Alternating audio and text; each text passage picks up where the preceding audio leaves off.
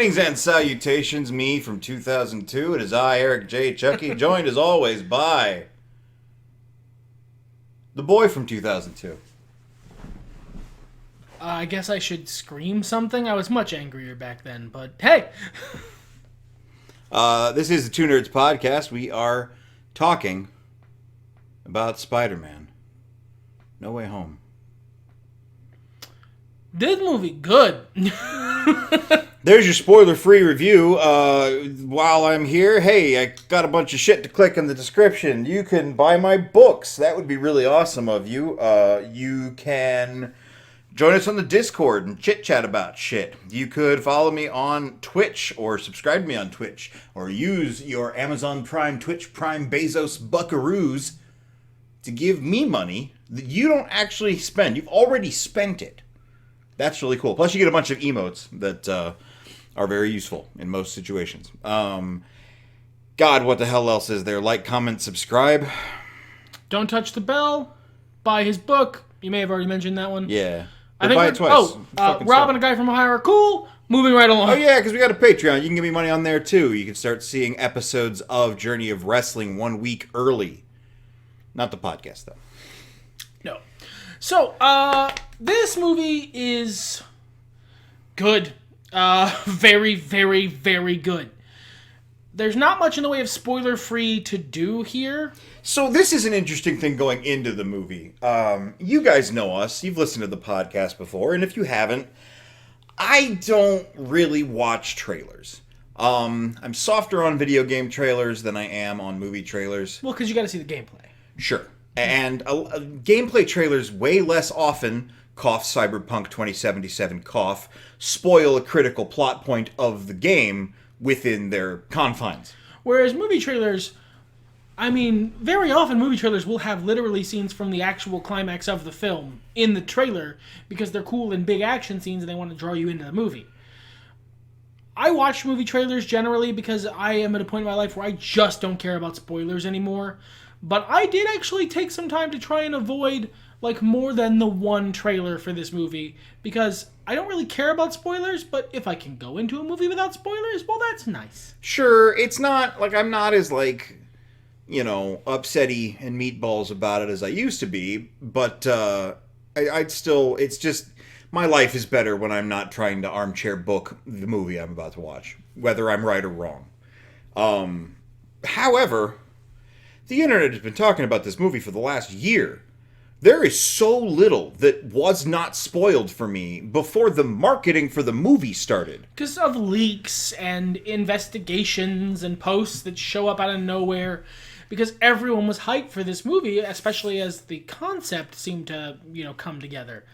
For very, very good reason. If somehow you don't have major plot spoilers for Spider-Man No Way Home, and you haven't seen it yet, and you're listening to this podcast, go see Spider-Man No Way Home. Well, and even then, even with all of those spoilers, which is the thing I find fascinating, usually that diminishes my like of a movie, but this was incredibly well done. Incredibly good movie, executed on two very risky premises incredibly well. Yeah, I will say, and I'll get into this later when we're talking about spoilers, I really like this movie. They did a thing that I'm sad they did, but they did it so well I'm not mad they did it, which would have been very easy. It would have been very easy to fuck up the execution on a particular choice they made so that I would be very upset. I'm not upset, I'm just sad. But, yeah, I think that's about all we can say that's not spoilers. So there's your warning. Yeah. Pause the podcast. Get out your phone. Hit pause. Go see the movie. Come back. Watch the rest of the podcast. Like, comment, subscribe. Spoilers. Or you know what? Just get our playlist and hit play and then go see the movie. That's a good 2.5 hours of our shit. It's a good 5 episodes. We'll get some view ticks on. Yeah, do it. Go out to dinner afterward. Enjoy it. Take your time. Yeah, take the long way home, man. Listen to the radio. Who's ever heard of that before? Plug in your iPad to your Apple car and drive into Elon Musk's house. Hit him with it. So, What was I talking about? killing Elon Musk, like usual. This podcast does not advocate the killing of Elon Musk. No. That's for legal reasons. In Minecraft is what we mean. Yes, in Minecraft.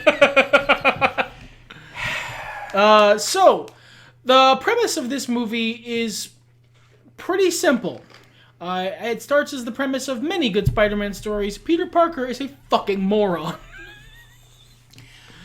He's a teenager. And he does teenager things. He's a very realistically portrayed teenager, in that he tries to use a magic spell to brainwash the Earth before making a phone call to a person in charge. Look, I'm over 30, and I gotta be honest with you, man. If it was make a stressful phone call to an important person or brainwash all of Earth, and I had option 2 on docket, I don't know that I'd make a different call. I feel you, Pete. I do.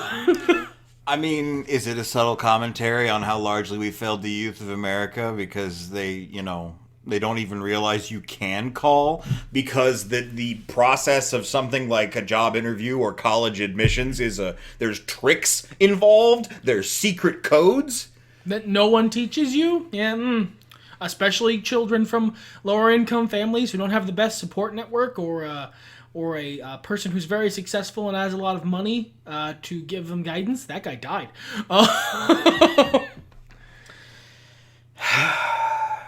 But socioeconomic commentary isn't really what this movie's about. This movie is about how much the people who made it fucking love Spider-Man.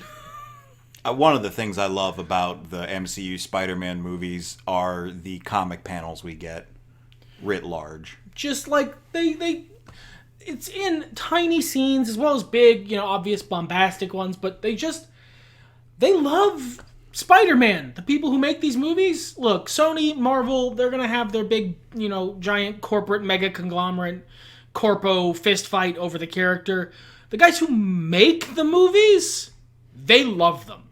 And that's kind of like an over thing. We don't have to go too far into it, but that's why I like the MCU. Is the sense of affection. Yeah, and it's not the fanatical, this is my fan fiction sense of affection that you get from Zack Snyder. Zack Snyder, I maintain, doesn't like the DC superheroes. He doesn't like superheroes. I'm sure he thinks he can do them better. More realistic and more cool. Whereas the people who make the Marvel movies and the people who make Spider-Man, because it's also Sony, it's a slightly different team, I imagine, they know that you don't have to fucking reinvent the wheel. And yet they choose to. So the plot of this movie is interesting. It's an interesting plot because they went an odd direction to get to where they ended up. I like that they had the fuck up ultimately be something that Peter caused. Now, Stephen Strange is a wizard and therefore has no sense of right and wrong. Yes, we all know the parable of the wizard's shotgun. But Peter didn't make a good call, and a lot of people got hurt as a result. It could have just as easily been what another, honestly, very similar movie, Spider-Man Into the Spider-Verse, did, and have it be something that just the villain was doing that Spider-Man has to clean up. This movie made the call to make it Peter's fault that the multiverse is cracking and villains are coming in from all angles. That's an interesting call. I like it. It's very classic Spider-Man. Peter fucks something up and then has to clean up his mess. It causes him pain and suffering because Peter Parker's life is suffering. And in the MCU, up to this point, Peter Parker's life has not typically been suffering. Even then, it's nice because he has the support of his friends. Doctor Strange is partially responsible for being the wizard in the parable. And he keeps trying to fix things, but Peter Parker has to go and be a paladin about it and try and get the gold ending. Look, are you playing the game to play the game, or are you playing the game to win? Exactly. But I love it. I love it about Peter in the movie, in Spider-Man, as Spider-Man. Because he's one of those good guys. He's one of those no-kill rule guys. Captain America will shoot down 100 Nazis and not blink. Except maybe if some Nazi gets in his eye. You gotta blink to get it out of his super eyes. And the superheroes in the MCU, notably, pretty okay with murder. Generally, murder is a yes from most of the superheroes in the MCU. But Peter, no, he's a kid. And he wants to try and do the right thing, even when that will cause him suffering. Especially when it causes him suffering. Well, the beautiful thing as well is he has been taught by Tony Stark. The idiot who will take everything on his shoulders even when it's smarter to not. Even while he is cracking under the pressure of it, nope, I gotta do this. Can't trust anyone else. So it's nice storytelling, like cause and effect, that we see this is why Peter is this way, and not just I guess this is why Peter is this way. Yeah, because this is a couple major spoilers right in a row for this movie. One is, up until now in the MCU, Peter Parker has been Iron Man Jr. A lot of people say that with derision. I say it with affection. I liked that. It was a fresh new direction for the character. You don't see that. He's been around since like the 60s. You don't see a new fresh direction for Peter Parker. And this movie undoes that. By the end of the movie, he is living in a studio apartment, no money, no contacts, nobody, no friends. He's poor again, and he has to make his own suit and a sewing machine with, like, spandex. Because I could just say a lot of cynical things about this, about why they made this call, but at the end of the day, I know at least one person who is excited to see very classic Spider-Man stories again, so I'm not going to be cynical about it. I mean, like, I think there's basically anything you can do to, you can be cynical about. It doesn't take that much effort to be cynical. And not just you, but the listener, all of you. And I'm choosing not to be. I'm choosing to not be cynical about this. But, I mean, the take is there. Sure. And I perhaps wonder... So, spoiler alert, I'm the person he's talking about. When we got this Spider-Man, the only, I had was, and I'm trying not to use, like, a regret or a remorse. That feels too strong. It's just kind of like oh, well. Opportunity cost. Yeah, I guess. Was that we wouldn't get this fantastic portrayal of what I feel is the Peter Parker. Yeah, like, Tom Holland's Peter Parker is just fucking pure. It's solid. It's that good shit. It's that good Peter Parker. Yes, it's fantastic interpretation. I was sad that we weren't going to get that doing classic Spidey things because he got jumped up to, what was going on in the MCU at the time. He started his career in the Avengers. He went to space. Bitch, please. Yeah. But it was just sort of oh well, because I love what we got. And I think there are probably some more stories to tell, but they're the ones that get into complicated, Peter is doing subterfuge between aliens from warring worlds, and, it feels weird to be running that hard if we never walked. To get to Dimension X, you have to fight the Foot Clan first. Yeah, that's a good analogy. Thank you. This Peter never got to fight the Foot Clan. No. We never saw him duke it out with a bunch of goons. He never got to, take down the Tombstone or have a fist fight with the Scorpion or anything like that. Tombstone and the Scorpion aren't in this movie. But, I'm just... look, I'll be honest. Part of it is that I really like his supporting cast. Michelle Jones and Ned Leeds are the best additions to the Spider-Man canon in a long fucking time. Yeah, I love how supportive MJ is. MJ in this movie is a fucking ride or die. She is a queen, and they basically make it by the end of the movie that you could just write her out. And I do not want that to happen. I don't think they're gonna. So this is a conversation we had after we watched the movie, was how long before they undo this? This Peter is alone and no one remembers him stuff. And, like, I see it lasting a movie tops.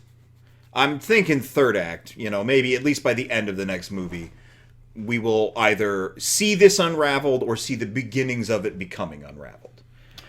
Because fingers crossed, yeah. There's so much that they can still do. I'd like to see a couple movies where, well, and I mean, you can get MJ and Ned back in on things without everything else. Look, they actually, and this is me armchair booking, they start a thing which they, like, plant the seeds of doing that in this movie. MJ directly mentions that if you don't, they basically fix One More Day into a good version of it.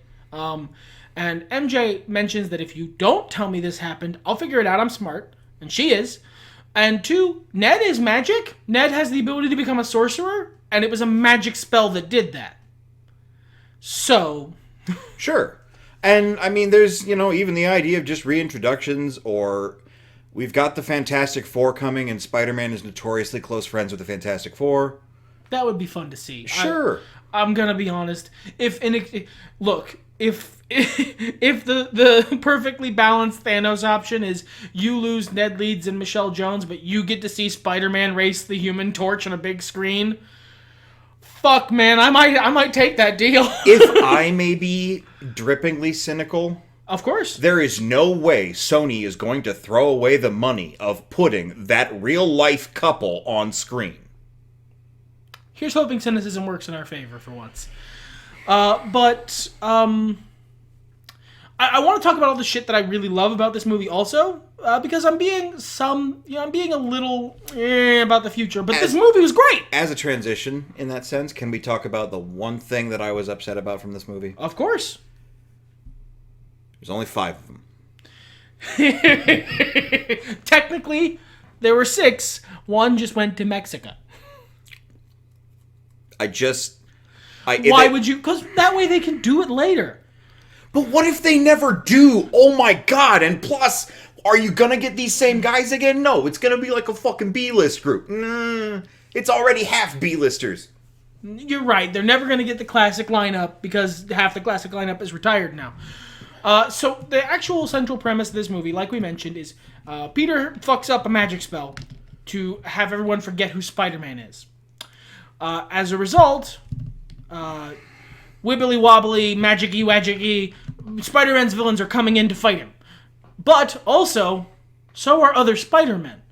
I love that I know that you don't like that there was there's only 5, just one more. Any one more and you could have had 6.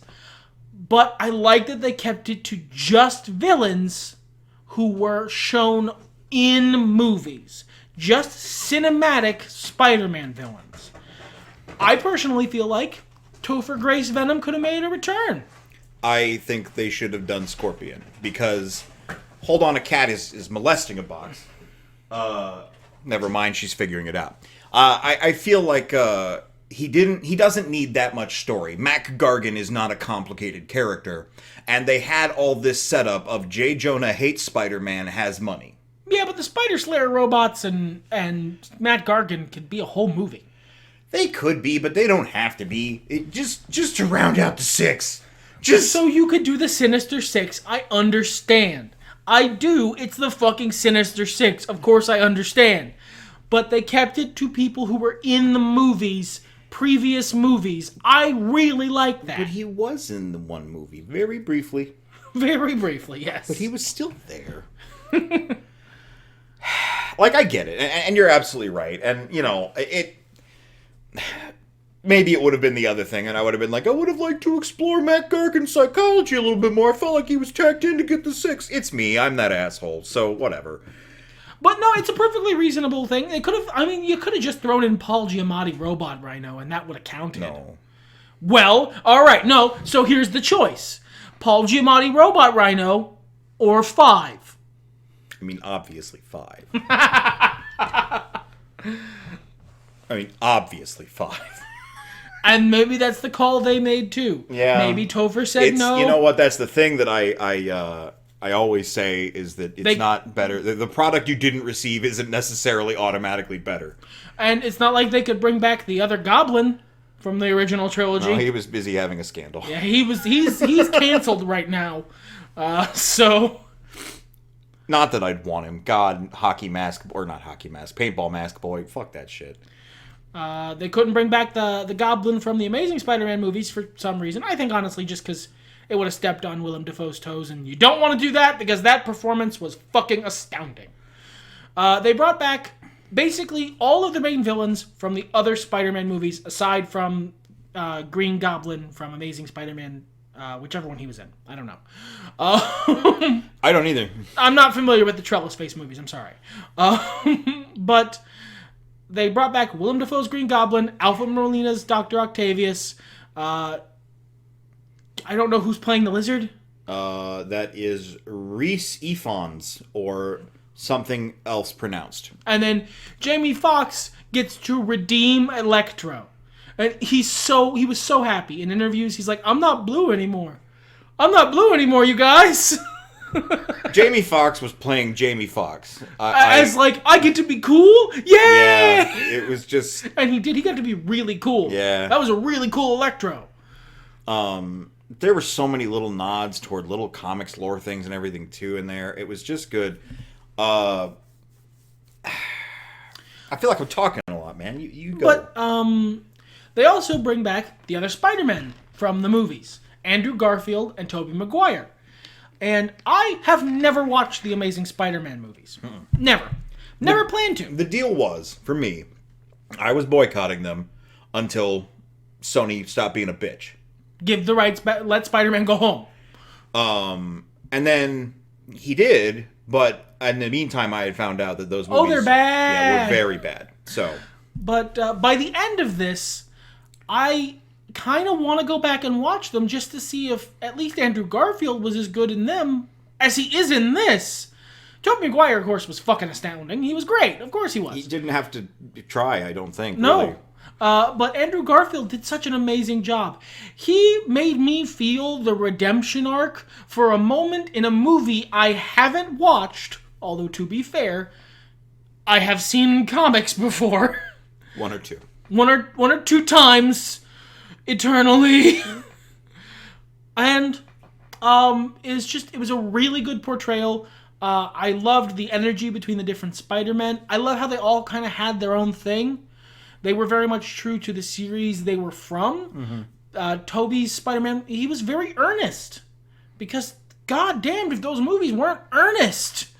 Well, and I like that they also played on, in an interesting way, 3 very different Spider-Men from comics.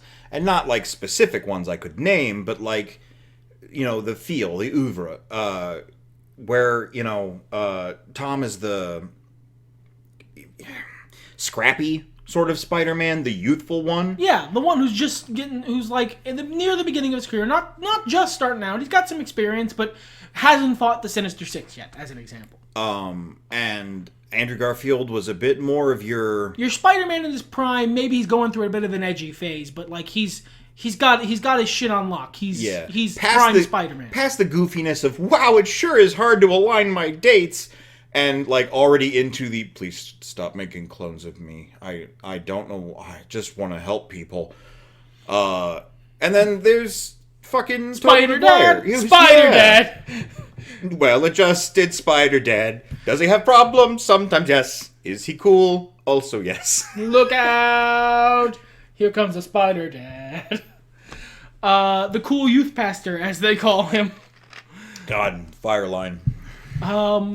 But I love how they're all very supportive of one another. Yeah, that was nice too. And like, it's a very like modern friendship thing too. I will beat the shit out of myself, but hey, whoa, no, be nice to yourself, my friend.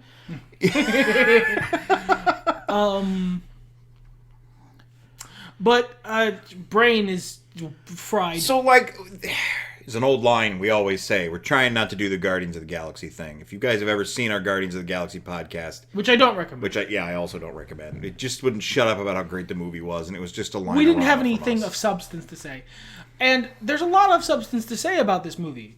Willem Dafoe as, well, effectively the main antagonist, he's acting his ass off.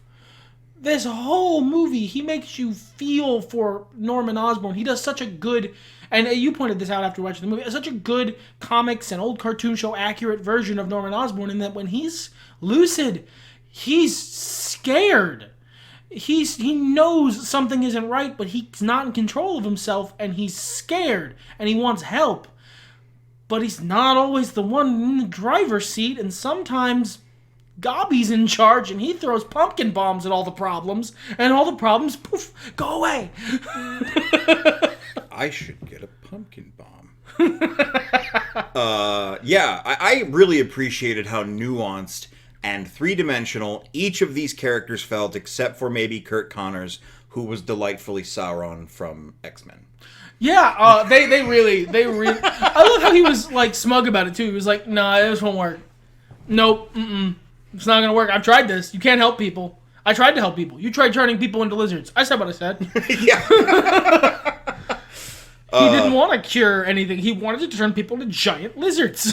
But like the switch in Alfred Molina's performance from having the data or whatever the fuck it was in the back of his head, the AIs, the talking, and then when that gets switched off, he goes back to being Otto Octavius from Spider-Man 2 before he went crazy. A very wonderfully sweet man who just wants to help people. But I also feel like his reaction to that constant buzz that is so ever-present that he forgot what it was like when it wasn't there feels very realistic. That was a burp, not me choking up. It's like, having been overstimulated a lot as a person and living under that 24/7, the way he snaps and is pessimistic about everything and doesn't want to play along, and it's like, I feel that. I've seen that in myself and in other people, and it feels nuanced. The same thing with Goblin being scared, and, you know, even Goblin being Goblin. The way he does his trickery, the way he turns the knife is just so good. It's so classic Spider-Man too, because of all Spider-Man's villains, Norman's the worst. Norman Osborn is a monster of a human being. Even in comics, eventually he manages to merge those two personalities, and what comes out is just the worst fucking guy imaginable.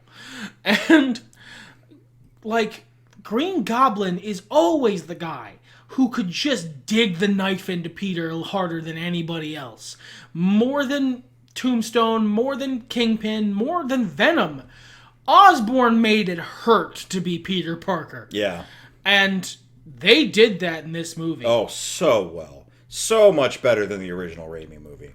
And actually, Willem Dafoe mentioned it himself in an interview. He was like, he's not just a big cackling villain. He has a point of view in this movie. Yes. He has a case to state. He has something he's trying for. And it makes all the difference. Because he's pursuing a goal, and in one sense he succeeds in that goal. Big spoiler, we finally get the great power is great responsibility line for the first time in the MCU Spider-Man. They've been dancing around it, because I guess they were waiting to kill us with it. I have never. It was like a curse spoken. I have never reacted this way to someone starting, pausing, and finishing a sentence. In real life, in film, and I have received some terrible news in my time. But this was just the perfect delivery, the perfect nuance. The delay, the timing was just... Like, at a certain point, Aunt May has been hit with a glider. Traditionally, not something that people walk away from. And she's standing, and she's like, no, it's cool, I just got knocked on my ass, it's fine. And Peter, is talking about how he's done. He's gonna send them back, he's done trying to help these people. And she looks at him and she goes, no, you did the right thing. This was the right call. You have a gift. You have power. And I had to stop myself from out loud going, no, no, no, no, no. Yeah, same. and then she finishes the line, and she You made it exactly correctly. It is a curse. Yeah. She spoke aloud a doom. And like, I was in a theater that was very quiet, not a lot of reaction. But when she started that line, even I, in the theater, heard people go, "Oh." Like, there was a reaction. There was a reaction to it, because you know what that line means, man. That line means someone's not around for very long. But like, Marissa Tomei, right? Yeah. She does. I forget how to say her last name. She does a fucking fantastic job with her death scene. But it means that there is at least one part of classic traditional Spider-Man which isn't going to be a part of Spider-Man going forward. He has no support network. Yeah. Even May is gone. Yeah. That might lead him some dark fucking places. It might. We might get some really interesting shit out of this. And I'm just like, MCU has bought me so much trust. And that's essentially the reason I'm choosing not to be cynical about them basically resetting it to incredibly classic Spider-Man. I'm willing to trust them that they're going to do something cool with it, because I really fucking liked the Iron Man Jr. version of Spider-Man. I really did. It was a really fun version of the character that I really liked seeing. It was new, it was fresh. But if you guys have a vision, if you guys have something that you think you can do with the classic setup of college age, broke fucking Peter Parker who has essentially no identity and can't even graduate from high school, has to get a GED. Oh man, that was heart-wrenching. Because I thought about that when they're like, oh yeah, everyone forgets about Spider-Man. I'm like, how is he going to get through high school? Oh, he's not. That's the answer. Yeah, he's just going to get a GED. Look, people got blipped. He could make his way in the world, but like, that is a great way to keep him beaten down and like on the back foot and engage Parker luck. If you have a vision, if you think you can do something cool with it, I'm willing to extend some trust. I'm hopeful for what we're going to get out of this. Before we sign off, because we are over our limit, not that that's a limit, but there are a few things I did want to mention. One, I absolutely love that Sandman's not a villain. He's just impatient. Just let me go home to my daughter. And it's true to the Sandman from that movie. A movie that gets a lot of stick it doesn't deserve, and some it does. Sandman in that movie just wants to go back to his daughter. He just wants to help his daughter. Stop preventing me from getting back to my family. Oh my God. And that makes sense. Yeah. He still is an obstacle to deal with, but I love that. I love that. I will make this same joke again. Despite the weird promotion in the end credits about the number 3, this featured 4 Spider-Men. You had a Amazing Spider-Man. Mm-hmm. What they refer to internally as your friendly neighborhood Spider-Man. The MCU Spider-Man. And Superior Spider-Man. Oh, they won't do it. No, they never would. They would never do it. But I love that Alfred Molina helped. Yes. It's not my favorite Spider-Man. We went through the list, Yeah. But I'm glad to see him. I am glad to see him. Also, I can't overstate it enough. Like, if you guys haven't been watching the thing we did all last year of our top 5 lists, Norman Osborn is is my favorite Marvel villain, probably. He's so good. And he's so good in this movie. It has literally been an actual challenge to not do at least 3 quotes from Norman Osborn while we were doing this podcast. Because he's so good. But I'm not gonna. Yeah. I'm strong. He does a great job. I would like to say that now that the chapter is closed, I believe that Marissa Tomei was an amazing casting choice for Aunt May, and I can't really see this version of Spider-Man with an old daughter and grandma for an aunt. And it makes more sense. Yeah. Why is your aunt a granny? Sure. How old were your parents when they had you? I think she was originally his great aunt. Right. But no, bud. But that hasn't been canon in years. So long. Yeah. So long. So why is your aunt a grandma? No, she's just a lady. Roughly parent age. Maybe a little younger, a little older. Because, siblings. Yeah. But Marissa Tomei did fucking great in all 3 movies. She was so supportive. I love also, and I haven't finished this game, but I have played enough of it to get the vibe, how much they brought from the PlayStation Spider-Man game. Dude, the feast set is essentially the fucking feast set. Yeah, I've seen from the interior. Spider-Man Yeah, game. yeah. Like, the kitchen is arranged the same. I don't know if you heard me, but when they went in, I was like, holy shit, feast! I said it out loud. Yeah. I was so surprised. It was great. And all the little tiny threads they put in this movie for future shit anywhere in the MCU. Like a certain Mr. Charlie Cox. He's a very good attorney. Spoilers for Hawkeye. You gone? Spoilers for Hawkeye. Hawkeye. All right, you're gone.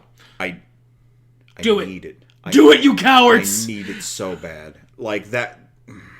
Do it, you cowards! Look, if there's one thing that you can give me in exchange for going back to classic Spider-Man, it's fucking finish it.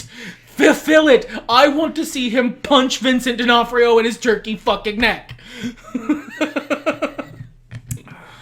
Go see Spider-Man. Everything's better when nerds talk about it. Fuck it.